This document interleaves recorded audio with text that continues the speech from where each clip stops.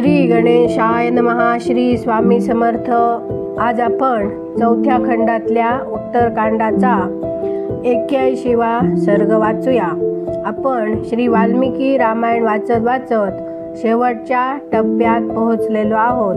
तरी कृपया हे रामायण वाचन जास्तीत जास्त लोकांना शेअर करा, लाईक करा, सबस्क्राईब करा आणि बाजूच्या बेल आयकॉनवर क्लिक करा.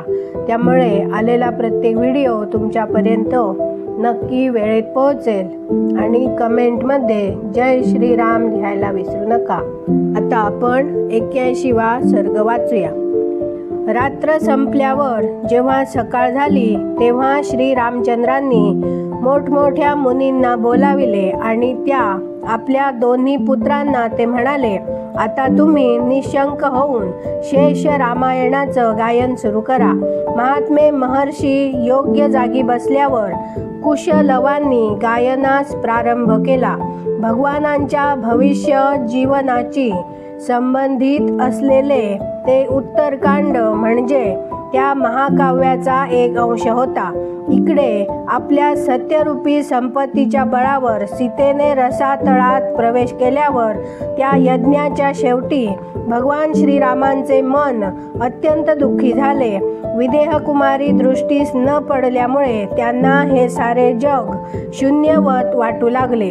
शोक व्याकुळ झाल्यामुळे त्यांच्या मनाला शांतता नव्हती. त्यानंतर श्री रघुनाथांनी सर्व राजांना, अस्वले, वानर आणि राक्षसांना, जनसमुदायाला तसेच प्रमुख ब्राह्मणांना देखील धन देऊन सन्मानपूर्वक परत पाठविले. अशा प्रकारे तो यज्ञ विधीपूर्वक समाप्त करून कमलनयन श्रीरामांनी सर्वांना परत पाठविल्यावर सीतेचे मनोमन स्मरण करीत अयोध्येत प्रवेश केला. यज्ञ पूर्ण करून रघुनंदन राजा श्रीराम आपल्या 2 पुत्रांसह राहू लागले. त्यांनी सीतेनंतर इतर कुठल्याही स्त्रीशी विवाह केला नाही. प्रत्येक यज्ञात जेव्हा जेव्हा धर्मपत्नीची आवश्यकता भासेल तेव्हा श्री रघुनाथ सीतेची सुवर्णमय प्रतिमा बनवून घेत असत.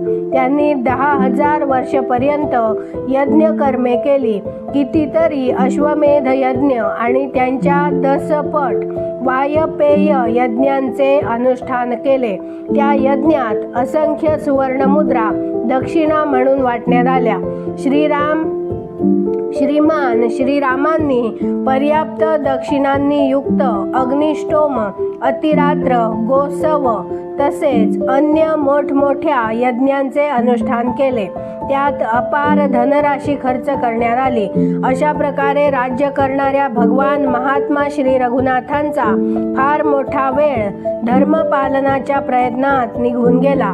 अस्वले, वानर आणि राक्षस देखील श्रीरामांच्या आज्ञेच्या अधीन राहत असत. भूमंडलावरील सर्व राजे प्रतिदिनी श्री रघुनाथांचे अनुरंजन करीत.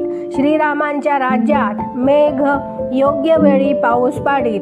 सदैव सुकाळच राही, कधी दुष्काळ पडत नसे. सर्व दिशा प्रसन्न दिसत असत. तसेच नगर आणि जनपद धष्टपुष्ट माणसांनी भरलेले असे. श्रीरामांच्या राज्य प्रशासनात कुणाला अकाली मृत्यू होत नसे. प्राण्यांना कधी कोणता रोग त्रस्त करीत नसे. जगात कुठलाही उपद्रव निर्माण होत नसे. त्यानंतर दीर्घकाळ व्यतीत झाल्यावर पुत्रपौत्रांच्या परिवारात राहणाऱ्या यशस्वी श्रीराम मातेला कौसल्येला कालधर्म प्राप्त झाला. तिच्या निधनानंतर सुमित्रेने आणि यशस्विनी कैकेयीने देखील तिच्याच मार्गाचे अनुसरण केले.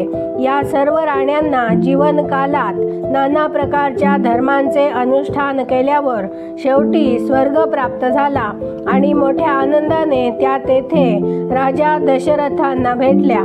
त्या महाभागा राण्यांना सर्व धर्मांचे संपूर्ण फळ प्राप्त झाले. श्री रघुनाथ वेळोवेळी आपल्या सर्व मातांप्रित्यर्थ कुठलाही भेदभाव न करता तपस्वी ब्राह्मणांना मोठमोठी दाने करीत असत. धर्मात्मा श्रीराम श्राद्धांच्या वेळी उपयोगी उत्तम वस्तू ब्राह्मणांना देत.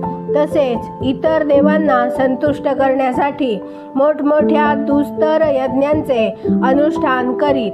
अशा प्रकारे यज्ञांद्वारे सदैव विविध धर्मांचे पालन करताना श्री रघुनाथांनी कित्येक हजार वर्षे सुखाने निघून गेली. काही काळानंतर केकय देशाचा राजा युधाजिताने आपल्या पुरोहितांना अंगिरा पुत्र अमित तेजस्वी महर्षी गार्ग्यांना महात्मा श्री रघुनाथांकडे पाठविले.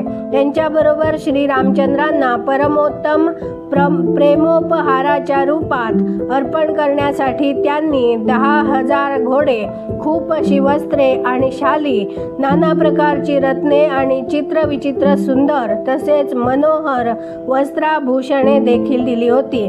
परमबुद्धिमान श्रीमान राघवेंद्रांनी जेव्हा ऐकले की मामा अश्वपती पुत्र युधाजिताने पाठविलेले महर्षी गार्ग्य बहुमोल भेट वस्तू घेऊन अयोध्येकडे येत आहेत, तेव्हा त्यांनी बंधूसह एक कोस पुढे जाऊन त्यांचे स्वागत केले आणि जसा इंद्र बृहस्पतींची पूजा करतो तसेच महर्षी गार्ग्यांचे त्यांनी स्वागत पूजन केले. अशा प्रकारे महर्षींचा आदर सत्कार करून ते धन ग्रहण केल्यानंतर त्यांनी त्यांची आणि आजोळची ख्याली खुशाली विचारली. मग जेव्हा ते महाभाग ब्रह्मर्षी सुंदर आसनावर विराजमान झाले तेव्हा श्रीरामांनी त्यांना विस्ताराने विचारण्यास प्रारंभ केला. त्यांनी विचारले, महर्षी, माझ्या मामानं काय संदेश पाठविला आहे? साक्षात बृहस्पतीप्रमाणे वाक्य वक्त्यामध्ये श्रेष्ठ असलेल्या तुमच्यासारख्या पूज्यपाद महर्षींनी इकडं येण्याची तसदी घेतली, ती कोणत्या कामासाठी? श्रीरामांचा हा प्रश्न ऐकून महर्षींनी त्यांना अद्भुत कार्य विस्ताराचे वर्णन करून सांगण्यास प्रारंभ केला. ते म्हणाले, महाबाहो, तुमच्या मामांनी नरश्रेष्ठ युधाजितांनी जो प्रेमपूर्वक संदेश पाठविला आहे तो तुम्हाला रोचक वाटला तर ऐका. ते म्हणतात की हा जो फळमुलांनी सुशोभित गंधर्व देश सिंधू नदीच्या दोन्ही तीरावर वसलेला आहे, तो मोठा सुंदर प्रदेश आहे. वीर रघुनंदना, गंधर्वराज शैलूषाचे पुत्र असलेले 3 कोटी महाबली गंधर्व जे युद्धकलेत कुशल आणि शस्त्रास्त्रांनी संपन्न आहेत, ते त्या देशाचे रक्षण करतात. ककुस्था, महाबाहो, तुम्ही त्या गंधर्वांना जिंकून तिथं सुंदर गंधर्व नगर वसवा. स्वतःसाठी उत्तम साधनांनी संपन्न 2 साधनांची निर्मिती करा. तो देश मोठा सुंदर आहे, तिथं दुसऱ्या कोणालाही गती नाही. तुम्हीच त्याला आपल्या ताब्यात घेण्याच्या कल्पनेचा स्वीकार करा. मी तुम्हाला असा सल्ला देत नाही की जो अहितकारक असेल. महर्षी आणि मामाचे ते कथन ऐकून श्री रघुनाथांना मोठा आनंद झाला. त्यांनी ठीक तर असे म्हणून भरताकडे साभिप्राय पाहिले. त्यानंतर श्री राघवेंद्र त्या ब्रह्मर्षींना प्रसन्नपणे हात जोडून म्हणाले, ब्रह्मर्षे, हे दोन्ही कुमार तक्ष आणि पुष्कल जे भरताचे वीरपुत्र आहेत त्या देशात संचार करतील आणि आजोळी सुखरूप राहून धर्मपूर्वक एकाग्रचित्त होऊन त्या देशाचं शासन करतील. हे दोन्ही कुमार भरताच्या नेतृत्वाखाली सेना आणि सेवकांसह तिथं जातील आणि त्या गंधर्व पुत्रांचा संहार करून वेगवेगळी 2 नगरं वसवतील. ती दोन्ही श्रेष्ठ नगरं वसवून त्यात आपल्या 2 पुत्रांना स्थापित करून अति धार्मिक असलेला भरत पुन्हा माझ्यापाशी येईल. ब्रह्मर्षींना असे म्हणून श्री रामचंद्रांनी भरताला तेथे सेनेसह जाण्याची आज्ञा दिली आणि दोन्ही राजकुमारांचा आधीच राज्याभिषेक केला.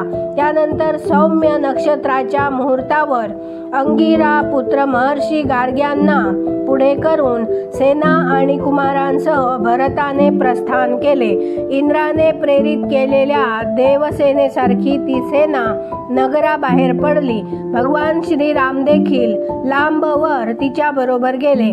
ती देवांना देखील दुर्जय होती. मांसाहारी पशु आणि मोठमोठे राक्षस युद्धात रक्तपात करण्याच्या इच्छेने भरताच्या मागे मागे आले. त्यानंतर भयंकर कित्येक असे हजार मांसभक्षी भूतसमूह गंधर्व पुत्रांचे मांस खाण्यासाठी त्या सेनेच्या बरोबर गेले. सिंह, वाघ, डुक्कर आणि आकाशाचारी पक्षी कित्येक हजारोंच्या संख्येने सेनेच्या पुढे पुढे निघाले.